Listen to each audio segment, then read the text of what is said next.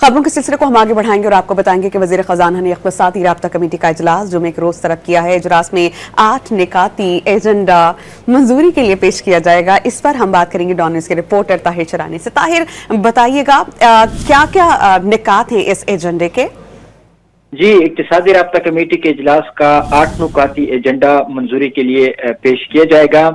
सबसे अहम जो नुकता है वो ये है, पावर डिवीजन की जानिब से समरी पेश की जाएगी। जो बिजली का सालाना बुनियादी टैरिफ का तयन है वो हर साल जुलाई में किया जाता है, लेकिन पावर डिवीजन ने ये तजवीज़ तैयार की है कि सालाना रिबेसिंग का तयन जुलाई की बजाय जनवरी से किया जाए। जराये के मुताबिक नेपरा के इस हवाले से तहफ़्फ़ुज़ात हैं कि फौरी तौर पर इसका जनवरी से इतलाक न किया जाए, इसको में वक्त लगता है। ताहम इस हवाले से जो भी कवानीन होंगे, जवाबित होंगे, उसमें तरफ तरमीम की जाएगी और उसके बाद जनवरी से प्लान है कि इसका इतलाक किया जा सके, क्योंकि जनवरी में जो बिजली की तलब है वो कम हो जाती है और उसका जो भी रद्द-ओ-बदल होगा उसका इम्पैक्ट सार्फिन पर कम जाहिर होगा, तो इसलिए जनवरी से करने की तजवीज़ है।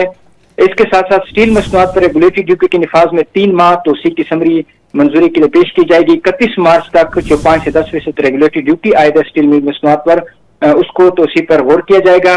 रवा माली साल के लिए पाकिस्तान स्टील मिल्स के मुलाजमीन को तनख्वाहें जारी करने के हवाले से समरी मंजूरी के लिए पेश की जाएगी।